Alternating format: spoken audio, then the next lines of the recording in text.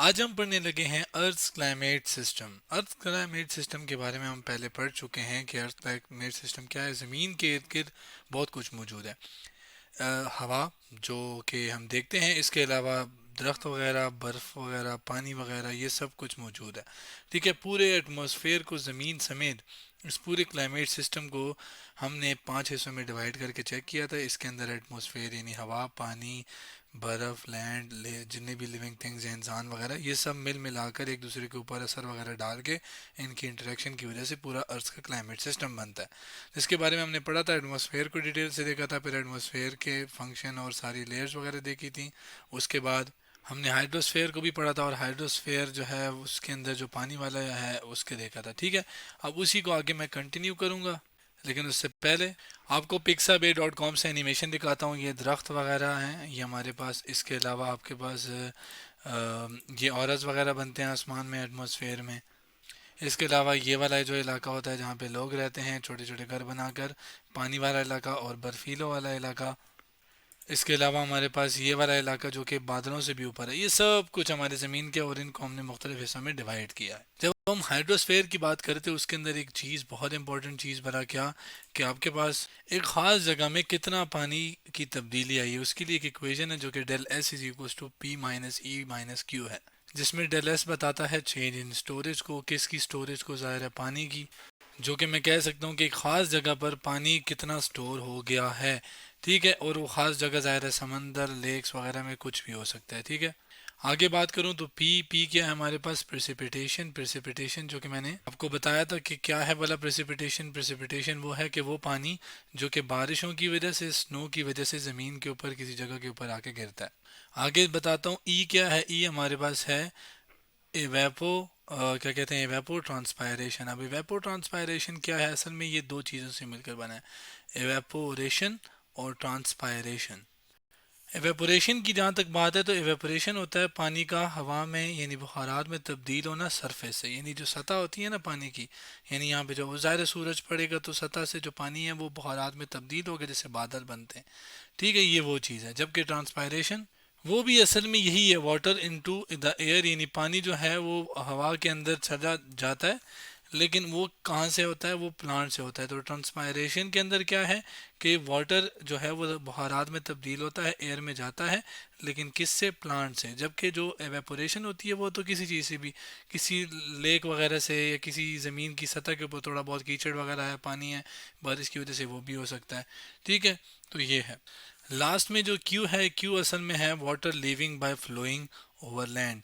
जब पानी किसी लैंड यानी किसी जो ज़मीनी इलाका होता है उससे जब गुजर के वो रिवर्स, जैसे फ्लड वगैरह नहीं आते, तो जब फ्लड जो है वो आता है वो उससे होकर पानी जो है रिवर्स वगैरह में चला जाए, तो ये क्यू वाला फैक्टर है, जिसको हम कहते क्या है, रन ऑफ। ये हमारे पास है रन ऑफ, इसको हम कहते ये हैं कि ये क्या है, रन ऑफ। ठीक है, अब एक ख़ास इलाके में कितना वो पानी जो है वो रह सकता है, वो डिपेंड करता है इन तीन चीज़ों के ऊपर।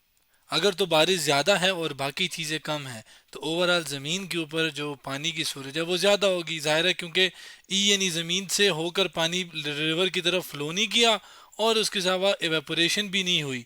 तो इसका मतलब है कि पानी जो ऊपर से बादलों से गिर कर ज़मीन के ऊपर बारिश या स्नो की शक्ल में, बर्फ़बारी की शक्ल में आया है, तो वो क्या है, वो ज़्यादा है, तो इससे ज़मीन क्या रहेगी, गीली रहेगी, ज़मीन वो वेट रहेगी।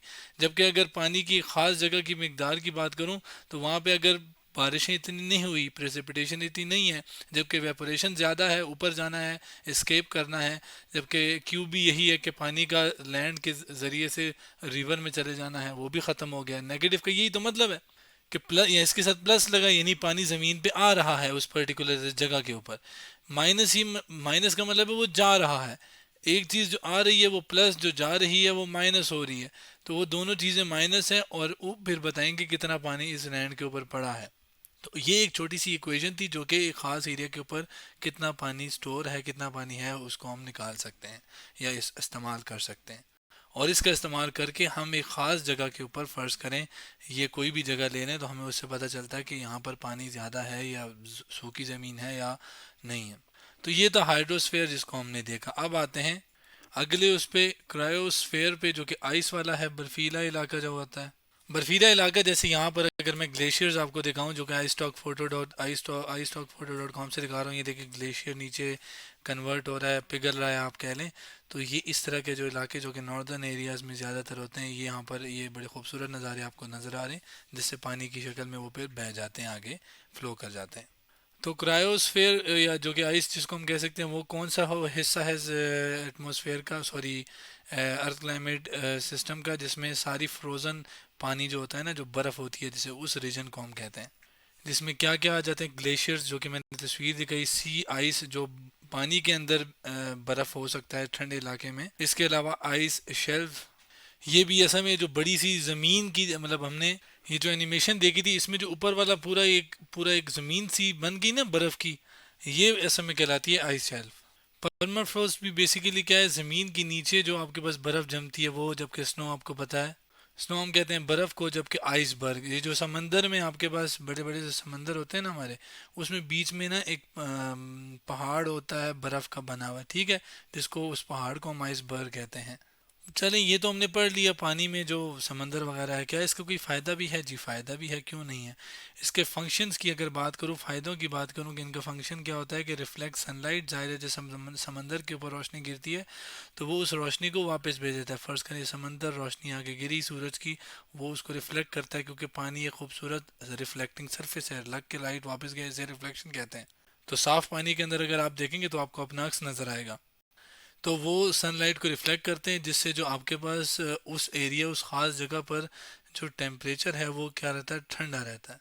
और इसके साथ साथ ज़ाहिर है ग्लेशियर पिघलते हैं और ओवरऑल जो सी लेवल है उसको मेंटेन रखते हैं, कंट्रोल करते हैं। और इसके साथ साथ यही जो समंदर वगैरह है, पानी है, रिवर्स वगैरह हैं, ये एटमॉस्फेयर को भी कॉन्स्टेंट रहते हैं। अगर ये ना हो तो पानी एवेपोरेट होकर बादल कैसे बनाए, तो इसी वजह से ये कंट्रोल करते हैं सी लेवल को, और फिर वही बादल बरसते हैं। आखिर में क्या, regulates climate bye storing fresh water. अब फ्रेश वाटर जो होता है, जो कि ज़्यादातर ये जो ग्लेशियर है इससे आता है, इससे बहुत फ्रेश वाटर आता है जो कि ज़मीन की तरफ जाता है। और इसी फ्रेश वाटर जो है फिर आगे हम जब रिवर्स के थ्रू ज़मीनों को हम सैराब वगैरह करते हैं, इसके लिए भी इस्तेमाल करते हैं। ठीक है, तो ये सारा कुछ हमारे पास फंक्शन है किसका, क्रायोस्फेयर का। क्रायोस्फेयर के अंदर जो कंपोनेंट्स आते हैं ना, जो जिन चीज़ों से मिलकर बनी है, उसमें यही आते हैं कि ग्लेशियर्स हो गए, सी आइस हो गया, आइस शेल्फ हो गया, परफोरेटेड स्नो, आइसबर्ग, इन सब चीज़ों को मैंने आपको बताया। और यही असल में इन्हीं से मिलकर ये पूरा क्रायोस्फेयर बनता है, यानी ये कंपोनेंट्स भी हैं हमारे पास इसके। नेक्स्ट, अगर component of earth climate system की बात करूं, जिसको हम लिथोस्फेयर कहते हैं, अब लैंड अपर रॉकी लेयर, जो सख्त और चट्टानों से यानी रॉक से मिलकर जो बनी होती है, उस लेयर को हम कहते हैं, जो कि आउटर सॉलिड शेल कहूँ या आउटर सॉलिड लेयर कहूँ, उसको हम कहते हैं। ये जो ज़मीन होती है ना, सख्त होती है ना, ठोस रॉक से मिलकर बनी होती है, जैसे पहाड़ वगैरह, इसको और इसको हम बेसिकली क्या कहते हैं, लिथोस्फेयर। लिथोस्फेयर के अंदर हमारे पास दो चीज़ें आती हैं, एक इन क्रस्ट आती है उसके अंदर, और एक अपर मेंटल आती है। अब अपर मेंटल और क्रस्ट क्या है, देखें, जो ज़मीन है ना, जो कि आपको मैं स्केच फैब से जो मॉडल है वो दिखाऊं, उसके अंदर ये देखें, ये ज़मीन है, इसको मैं प्ले करता हूँ। ज़मीन के अंदर अगर हम जाएं, ये ज़मीन है, याद रखिएगा, ये ग्रीन ग्रीन पहाड़ और ये पानी, ये सब कुछ आपको नज़र आ रहा है, ठीक है। तो इसमें जो ऊपर वाली सतह आपको ठोस सतह नज़र आ रही है ना, इसको जो अपर लेयर होती है इसको हम कहते हैं क्रस्ट। नीचे ये जो येलो येलो आपको आग सी नज़र आ रही है, ये अपर मेंटल होता है ज़मीन का। असल में ज़मीन के अंदर तीन लेयर्स होती हैं, जो सबसे अंदर होता है कोर, फिर मेंटल, फिर ये ऊपर सरफेस, जिसको क्रस्ट कहते हैं। तो यहाँ पे बाय द वे ये जलजला दिखा रहा है, जिसके अंदर जो क्रस्ट है वो आपस में मिलकर जो जलजले नहीं आते, वो आपके पास ये जो प्लेट्स होती हैं, इन प्लेट्स को टेक्टोनिक प्लेट्स कहते हैं, ये ज़मीन जो इससे मिलकर बनी है। तो ये सारी चीज़ें आगे मैं बताता हूँ। तो अब क्रस्ट जो कि अपर लेयर है, और अपर मेंटल जो कि उससे नीचे वाली लेयर है ज़मीन की, उस पर मुश्तमिल लिथोस्फेयर, जिसके अंदर क्या क्या मौजूद है, made up of rocks, minerals, mountains, deserts and forest. यानी कि जिसके अंदर आपके पास जो चट्टानें हैं, मिनरल्स मौजूद हैं, जो कि मिनरल्स मादियात आप कह लें, और मादनदियात, और जबकि माउंटेन्स पहाड़ वगैरह जो कि हमने देखे, डेजर्ट सहरा वगैरह, फॉरेस्ट जंगलात वगैरह, जो कि मैंने शुरू में आपको एनिमेशन दिखाई थी। ये सब किस में आते हैं, लिथोस्फेयर के अंदर आते हैं। अब अगर मैं इसके फंक्शन की बात करूं, तो इसके मुख्तलिफ फंक्शंस हैं, जिसमें मैंने तीन यहाँ पे लिखे। Provide land surface for the life, ज़ाहिर है रहने के लिए ज़िंदगी, हम जो जानवर और इंसान वगैरह रहते हैं वो इसी के ऊपर तो रहते हैं, जो सख्त ठोस ज़मीन होती है जिसमें अपने घर बनाते हैं हम। Control carbon cycle. अब कार्बन साइकिल क्या है मैं बताता हूँ। Weathering rocks, release and observe carbon dioxide. अब असल में जो चट्टानें वगैरह होती हैं वो कार्बन डाइऑक्साइड को खारिज करती हैं, जिससे आपके पास वेदर के अंदर तब्दीली आती है। जो चट्टानों वाला इलाका होता है वहाँ पे गर्मी होती है, और क्यों वहाँ पे कार्बन डाइऑक्साइड वो रिलीज़ करते हैं, तो कार्बन डाइऑक्साइड एब्जॉर्ब और रिलीज़ करना इस सख्त चट्टानों का ही काम होता है। अब आते हैं कार्बन साइकिल के ऊपर। कार्बन साइकिल मैं इसी से समझाता हूँ। देखें, हमारे एटमॉस्फेयर के अंदर CO2 यानी कार्बन मौजूद है, ठीक है। इस कार्बन का इस्तेमाल करके दरख्त क्या करते हैं कि वो अपनी खुराक बनाते हैं और दरख्त बड़े होते हैं। दरख्तों को, मुख्तलिफ सब्जियों को हम खाते हैं, जानवर इसको खाते हैं, ठीक है। तो ये जो कार्बन डाइऑक्साइड है वो यहाँ पर भी मौजूद है, जो वही कार्बन डाइऑक्साइड ये इस्तेमाल करता है, वही कार्बन डाइऑक्साइड फिर इसके पास चला जाएगा। फिर वही कार्बन डाइऑक्साइड जब ये मरेंगे, ज़मीन पे आ जाएंगे, या इंसान ज़मीन में आएंगे, वहाँ से फिर वो चीज़ पानी में एक किस्म की शायद दाखिल, और फिर करते करते एक पूरा बादल, और फिर पानी, और फिर ज़मीन, ये पूरा एक साइकिल सा बन जाता है, जिसको हम कहते हैं कार्बन साइकिल, जिसमें कार्बन बार बार रिप्रोड्यूस हो रहा होता है। इसके अलावा जो ज़मीन के ऊपर हमारी टेक्टोनिक एक्टिविटीज़ हो रही होती हैं, ज़मीन हमारी टेक्टोनिक प्लेट्स पर मुश्तमिल है, इनको प्लेट, उन प्लेट्स को टेक्टोनिक प्लेट्स कहते हैं, और उसके अंदर movement of lithosphere plates causing mountains, earthquakes and volcanic eruption. ये जो मॉडल आपको मैंने दिखाया था, इसके अंदर अगर आप देखें तो ये एक प्लेट है ज़मीन की, दूसरी है, इन्होंने मॉडल बनाया हुआ है, तो ये आपस में जब इस तरह टकराती है ना, तो उसकी वजह से जलज़ला आता है, ठीक है। और वो जलज़ला, उससे फिर बहुत इश्यूज होते हैं, ज़ाहिर है। जो घर वगैरह होते हैं वो टूट जाते हैं, ज़मीन के अंदर एक वाइब्रेशन सी आती है, उससे ज़मीन के ऊपर जो भी चीज़ है वो टूट फूट सी जाती है, अगर शिद्दत बहुत ज़्यादा हो तो। वोल्केनिक इरप्शन दिखाने के लिए Global News Iceland volcano eruption offers, ये वीडियो का नाम था, इसको मैं प्ले करता हूँ। कुछ ज़मीन के ऊपर ऐसे इलाके होते हैं जहाँ से ये पानी, एक ऐसा लग रहा है आग वाला पानी कह लें आप, या जिसको हम लावा कहते हैं, ज़्यादा मुनासिब वर्ड लावा है। ये मोल्टन रॉक्स होते हैं जो ज़मीन के अंदर होते हैं, और प्रेशर बहुत ज़्यादा होता है ये, तो ये बाहर आ जाते हैं, ठीक है। इनको हम वोल्केनो के इरप्शन कहते हैं, और ये किस पे होते हैं, लिथोस्फीयर के ऊपर होते हैं। लास्ट में हम बात करेंगे अर्थ के क्लाइमेट सिस्टम के उस हिस्से की जहाँ पे हम लोग रहते हैं, बायोस्फीयर।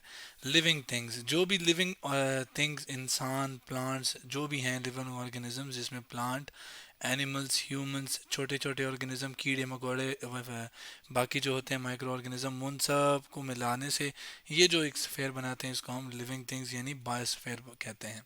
और ये जो हैं यानी हम इंसान, एनिमल्स, ये हमारे जो बाकी एटमॉस्फेयर के हिस्से हैं उनसे इंटरेक्ट करते हैं, interact with other spheres, other spheres, जो कि अदर सफेयर्स यानी बाकी कंपोनेंट्स हैं, किसके थ्रू, क्लाइमेट रेगुलेशन के थ्रू, यानी जिसके अंदर आपके पास जो प्लांट्स वगैरह होते हैं वो कार्बन डाइऑक्साइड को एब्जॉर्ब करते हैं, जिससे जो क्लाइमेट है, वेदर है, वो ठंडा होता है, और जहाँ पे नहीं होते वहाँ पे गर्म होता है। तो ये जो क्लाइमेट के अंदर चेंजेस है, ये रेगुलेशन है, ये सारी इनकी हमारे इंसानों, जिसमें प्लांट की बात कर रहा हूँ स्पेशली, उसकी वजह से होती है।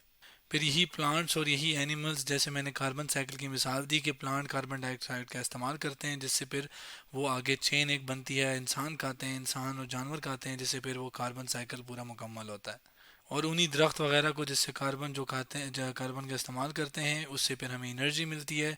और हम एनिमल्स को खाते हैं, चिकन वगैरह होगी, तो वो सारे एनर्जी एक मतलब इन एनिमल से ह्यूमंस, और फिर उन्हीं एनर्जी से हम बाकी सारा कुछ करते हैं। तो ये एनर्जी फ्लो का भी एक ज़रिया है बायोस्फीयर के अंदर, जो जिसके अंदर ये सारे आपस में इंटरेक्ट करते हैं। फिर एक और चीज़ जो कि वाटर साइकिल है, पानी हम पीते हैं, ज़ाहिर है पानी प्लांट्स को भी चाहिए होता है, एनिमल्स को भी चाहिए होता है, वही पानी जो है वो फिर हम खारिज भी करते हैं वेस्ट मटेरियल के थ्रू, और प्लांट जो है वो ट्रांसपायरेशन करते हैं, यानी पानी को खारिज करते हैं एटमॉस्फेयर में, और यूं पानी का भी साइकिल होता है। बाकी जो न्यूट्रंट्स हैं, जिसमें आपके पास नाइट्रोजन वगैरह हो गए, ये सब न्यूट्रंट्स भी क्या करते हैं, प्लांट्स इस्तेमाल करते हैं, खारिज भी करते हैं, और एनिमल्स भी खाते भी हैं, और हम ह्यूमंस भी, और इसको खारिज भी करते हैं, और यूं आपके पास ये पूरे सारे न्यूट्रंट साइकिल चल रहे होते हैं। तो बायोस्फीयर जिसमें हम रहते हैं, ये सारा जो इंटरेक्शन है बाकी एटमोसफेयर्स के या स्फेयर्स के साथ, सॉरी, जो बाकी क्लाइमेट के कंपोनेंट्स नहीं थे उनके साथ इंटरेक्शन सारा किसका होता है, लिविंग ऑर्गेनिज्म, जिसमें प्लांट्स वगैरह हैं। तो ये था अर्थ क्लाइमेट सिस्टम के बारे में, जिसमें डिटेल डिस्कशन की हमने, हर एक लेयर को डिटेल से पढ़ा, विद एग्जांपल, विद एनिमेशन। तो आज हमने जो मज़ीद एक वीडियो, या आप कह लें मज़ीद जो हमने अर्थ क्लाइमेट सिस्टम के बारे में पढ़ा, ताकि आज हम इसे कंप्लीट कर सकें, तो आज हमने अर्थ क्लाइमेट सिस्टम के बारे में बात की।